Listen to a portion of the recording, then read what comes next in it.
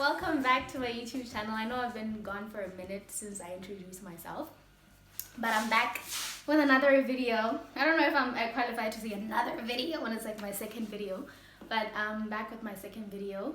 I decided that it should be a little bit of an extension of Get to Know Kutlano, because again, though I've been seeing a lot of support from you guys, I've been seeing getting a lot of questions like, oh, okay, cool, what is it about, what are you going to be doing, what's your plan, you know, all the questions that everybody hates these days.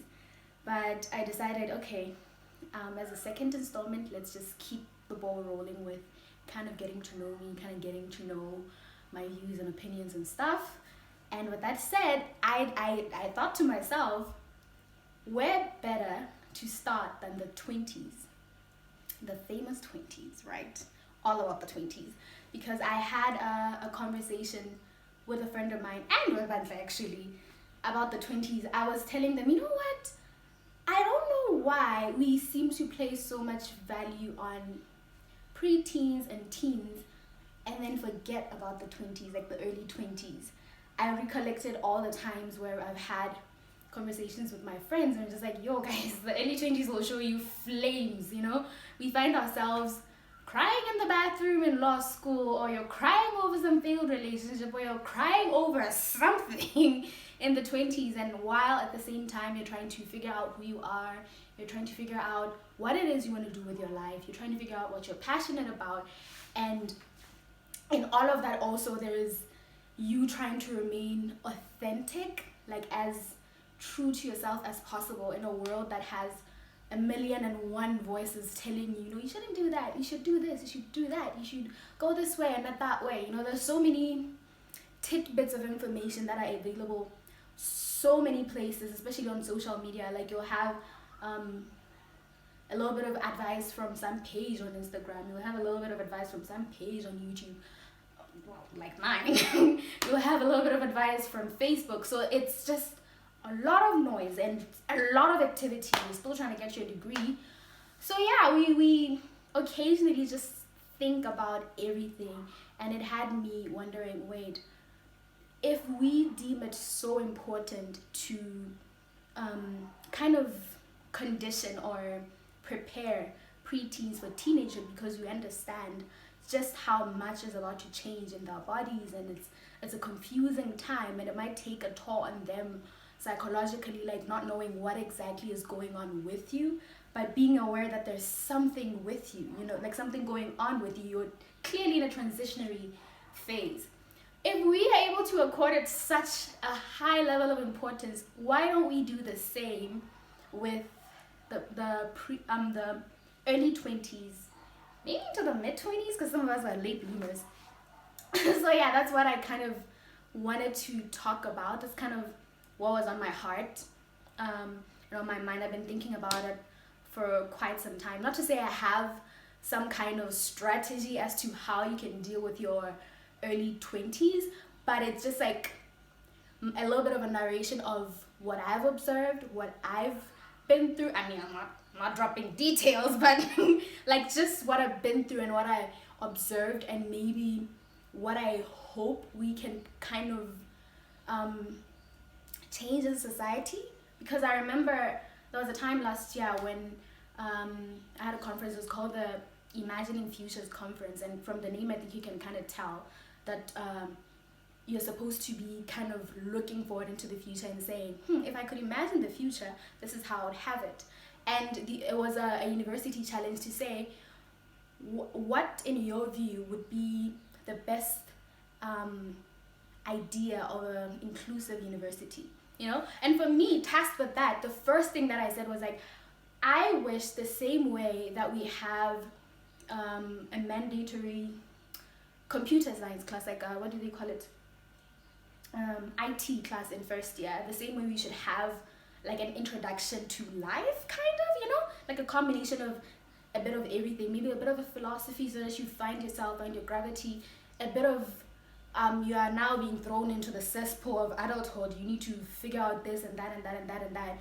Maybe then first year students, because we come into university at 18, 19, some 17, and some exceptional human beings at 16. I know a few.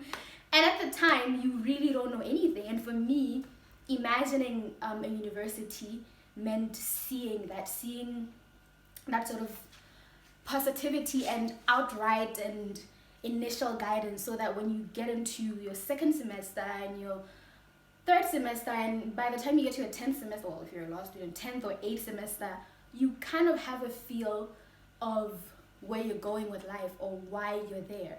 Because I learned, I mean, I feel like everybody learns that eventually, but I learned that there's so much more to life than just school. But at the same time, you find that in our African culture, when we're growing up, it's all finish school so you can do this, hit that scholar barely do this, you know. Even when it comes to very important topics like dating, courting, marriage, whatever you choose to call it, it's always finish school first, then you can do it. You think about maybe pursuing a passion, like for me, for example, I'm obsessed with linguistics and literature. It might, to an African parent, the average African parent, it might be an issue of what are you going to do with that? How's it going to feed you? Look, finish school first, then start that. So everything seems to be kept constant in light of school.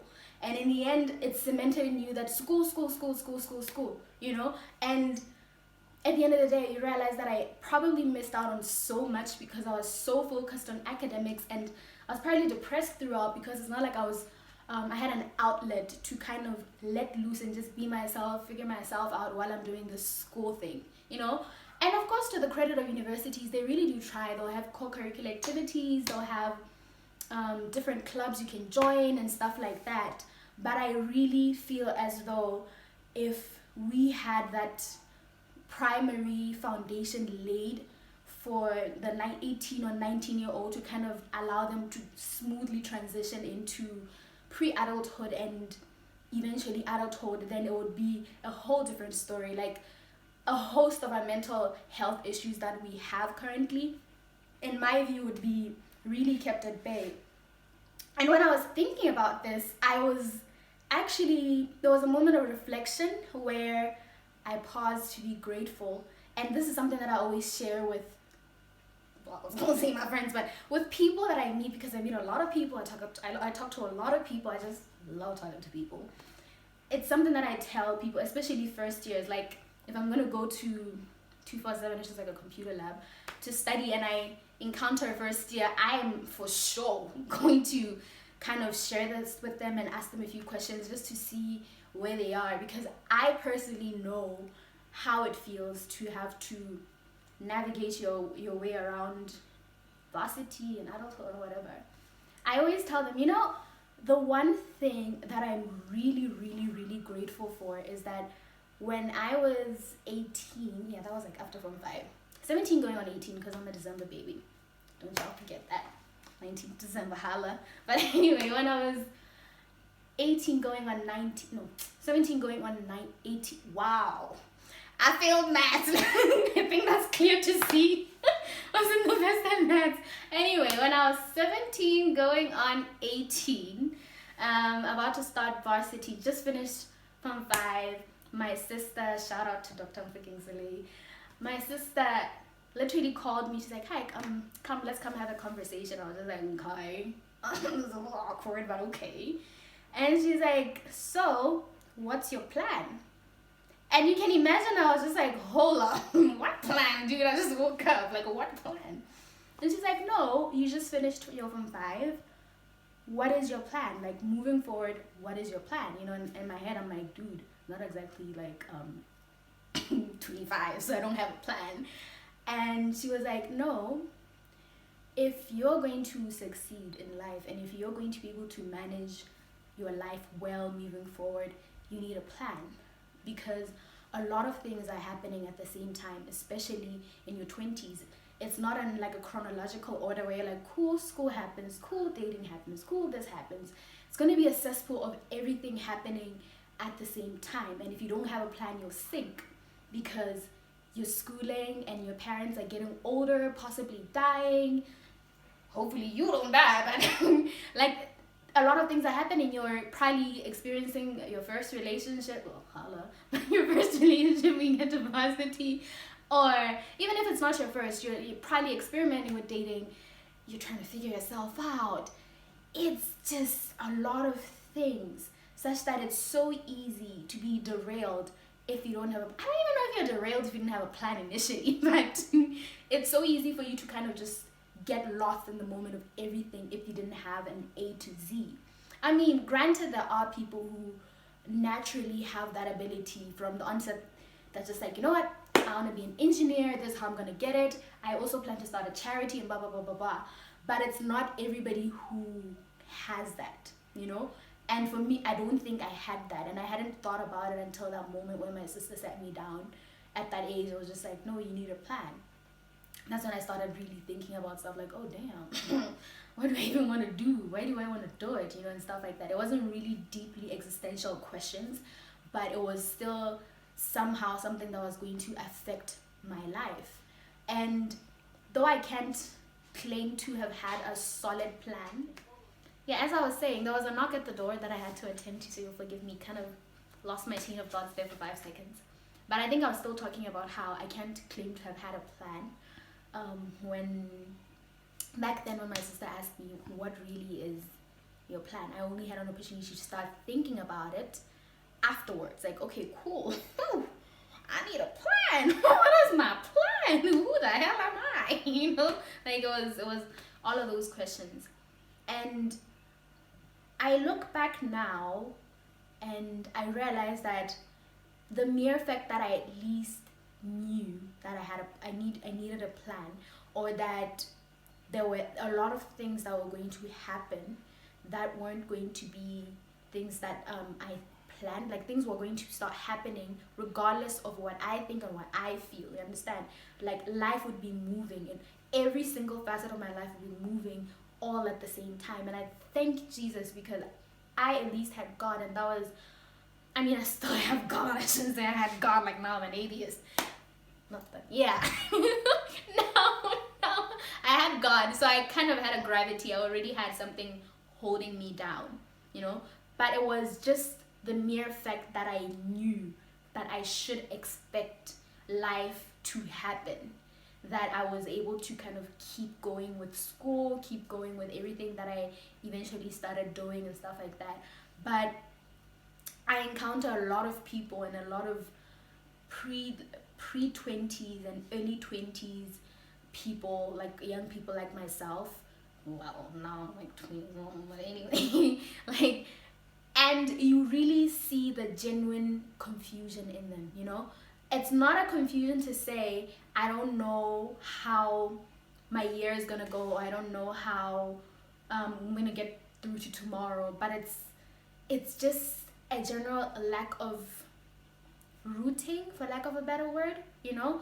Because you get to varsity your first year and you are thrown into the thrown sounds as if like somebody pushed you in there. I mean, life directs you there. It's not like you're just pushed there, but you find yourself with all these people who are still trying to figure themselves out. Some have figured themselves out, kudos to them, but most are still trying to figure themselves out. What do I like? Why do I like this?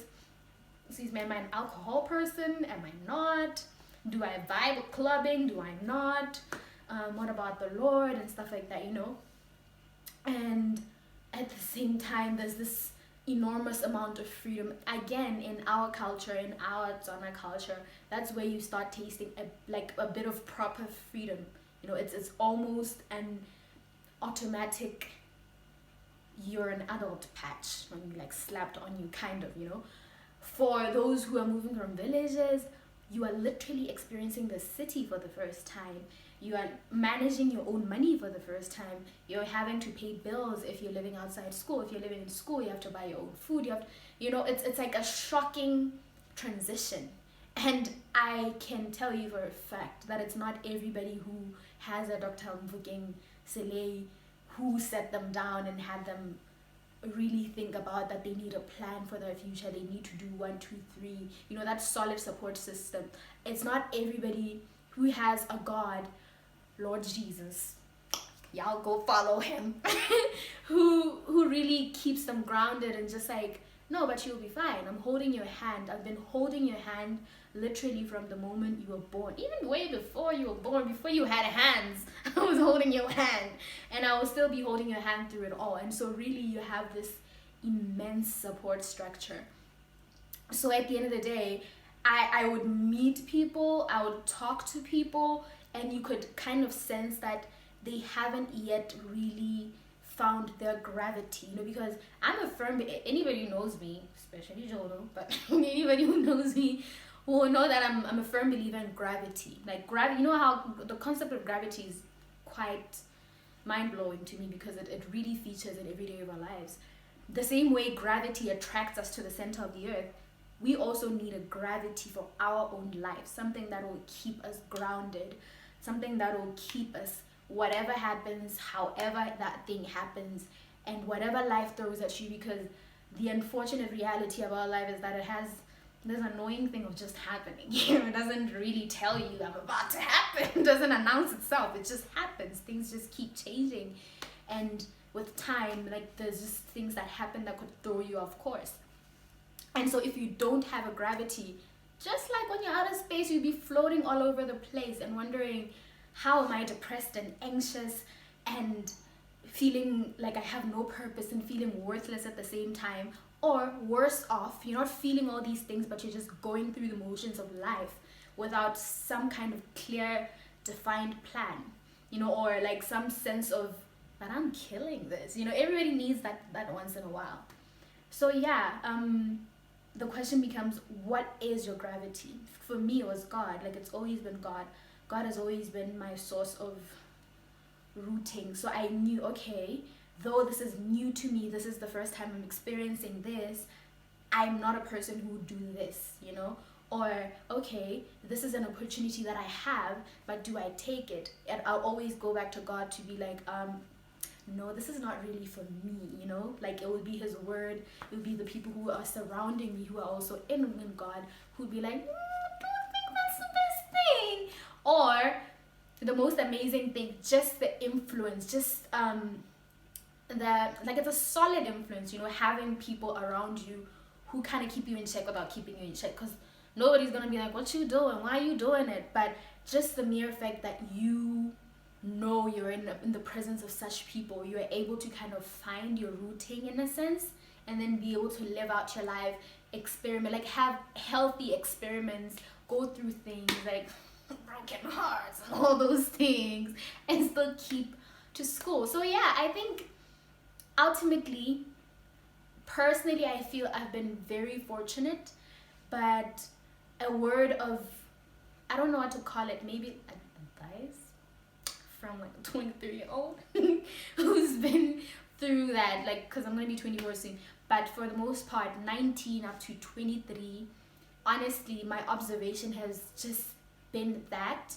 and I'm very happy and grateful, honestly, that I could even be able to observe this from a point of having been advised, having experienced a few things. I'm not saying it was a smooth ride all throughout, okay?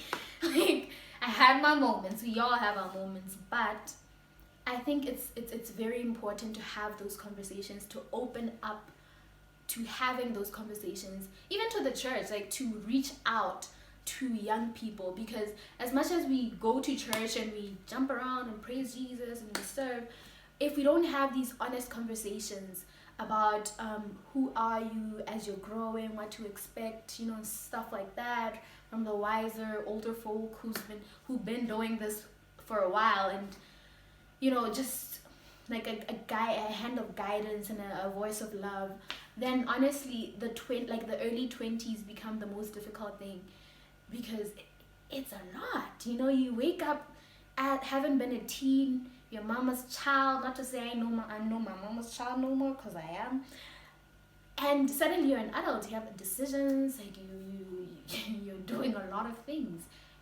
without that little transition. So I guess for me, in getting to know me, that is the last thing, the second thing, not the last thing, because y'all don't know me more. The second thing that I want to talk about, just my experience with the 20s and what I feel we kind of need to move towards as society, like filling in that gap. especially in this world of increasing voices, because I don't think social media is slowing down anytime soon. You know, I don't think that's happening, but we still have the problem of mental health, depression, anxiety, and all the other forms of mental health problems that are probably and largely going to be rooted in social media and in this confusion. There's just a lot going on, and right now, yeah, let's just try to be somebody for somebody. You know, be a doctor for Kingsley for somebody, and yeah, I think that's it. So thank you so much for tuning in. I don't even know when the next YouTube video is, but I think I'll just try to post weekly. Like every week I'll post a new video. Thank you so much for listening. Please be sure to like, to comment with your experience, with what you feel should be the advice to young people, especially all my friends and family. You know, feel free to just share your heart down there and just leave something for someone. You'll never know who needs to read it, who needs to hear it, so that they kind of just get something to go along in this journey with. And please share and subscribe, click the notification bell thing so that you get the message every time I upload a video. But yeah, I'll be seeing you.